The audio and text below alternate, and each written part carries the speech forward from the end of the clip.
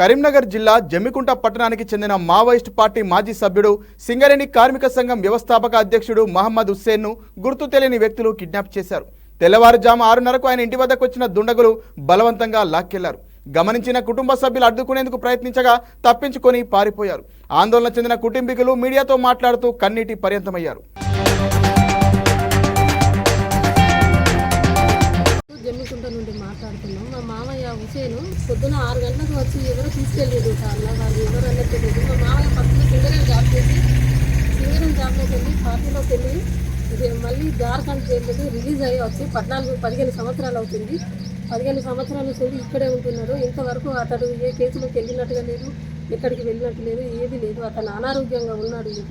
రేపు హాస్పిటల్కి తీసుకెళ్ళాలి. కంటి ఆపరేషన్ కోసం మేము ఏర్పాటు చేసుకున్నాము. అతని హెల్త్ బాగాలేదు, బీపీ ఉంది, షుగర్ ఉంది.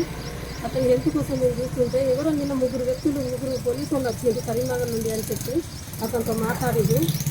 ఒక కేసు పరంగా వచ్చినామని చెప్పిండు. సరే అని మాట్లాడిండు. ఇవాళ పొద్దున ఏం మాట్లాడకుండా మళ్ళీ వేరే వాళ్ళు ఎవరో వచ్చి తీసుకెళ్ళిండు. వాళ్ళు ఎక్కడికి తీసుకెళ్ళిండు ఏంది అనేది ఏం చెప్పలేదు, మాట్లాడనివ్వలేదు. నాతోటి ఏం కూడా మాట్లాడకుండా మామూలు నాతో మాట్లాడుతుంటే కూడా భుజం మీద చేసి నెట్టుకుంటూ తీసుకెళ్ళింది. మరి పోలీస్ డిపార్ట్మెంట్ వాళ్ళైనా వాళ్ళు తీసుకెళ్ళింది, మరి వేరే ఎవరైనా తీసుకెళ్ళిండ్రా? ఇది ప్రభుత్వం కొంచెం చర్య తీసుకోవాలని కోరుకుంటున్నాను. మా మామయ్యని ఇంట్లోకెళ్ళి ఎట్లా తీసుకెళ్ళిందో సేఫ్గా అట్లా రావాలి. అతనికి ఏమి ప్రాణహాని జరగకుండా ఇంటికి తీసుకురావాలి. అతని వీడియో సమస్యలో మాకు తెలియదనే చేయాలి. నేను ఇక్కడ ఉన్నాను, బాగా ఉన్నాను, మరి నేను వస్తున్నాను అని చెప్పాలి. ఫోన్ తీసుకెళ్ళిండు. ఫోన్ చేస్తే స్విచ్ ఆఫ్ అని వస్తుంది. మళ్ళీ తర్వాత ఆన్ అయింది, లిఫ్ట్ చేయట్లేదు. పోలీసులు తీసుకెళ్ళినా ఇంటి దగ్గర నుండి తీసుకెళ్ళిన వ్యక్తులైనా కానీ చెప్పి తీసుకెళ్ళాలి కదా వాళ్ళైనా కానీ. మరి వాళ్ళు పోలీసు వాళ్ళైనా, మరి ఎవరైనా గుండగాల వాళ్ళు, మరి ఎవరైనా మళ్ళీ వాళ్ళు ఎవరన్నది మాకు తెలుస్తలేదు. అందుకే మేము వీడియో ద్వారా తెలియజేసుకోవాలని మేము అందరినీ తెలిపించుకున్నాము. దయచేసి ఆ వ్యక్తిని ఎట్లా తీసుకెళ్ళారో అట్లా తీసుకురావాలి. హెల్త్ కండిషన్ బాగా లేదు, కంటి ఆపరేషన్కి ఏర్పాటు చేశాము. ఈరోజు తీసుకెళ్ళేది మేము.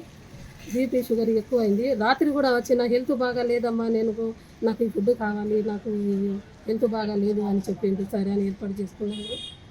మరి హెల్త్ బాగా లేకుంటే కంటి ఆపరేషన్ చేయడం కూడా కుదరదు కదా అని ఇవే మాట్లాడుకున్నాం. ఈలోపు వచ్చి పొద్దున 6 గంటలకు తీసుకెళ్ళవలసిన పని డేర్గా తీసుకెళ్ళాలి కదా. తీసుకెళ్తే కూడా అతను తప్పు చేశాడా ఒప్పు చేశాడని ఒప్పించి మేము తీసుకెళ్తున్నామని చెప్పారు. ఇంట్లో వాళ్ళతో కూడా మాట్లాడకుండా ఇంట్లోకి వెళ్ళి అట్లా ఫ్యాన్ కూడా బంద్ చేయలేదు. అతను కట్టుకున్న బట్టలు కూడా ఆడకుండా కిందలో వేసేస్తుంది. పక్కన కూడా తీయకుండా అట్లా తీసుకెళ్ళి ఇది కరెక్ట్ కాదు అని అనిపిస్తుంది నాకు.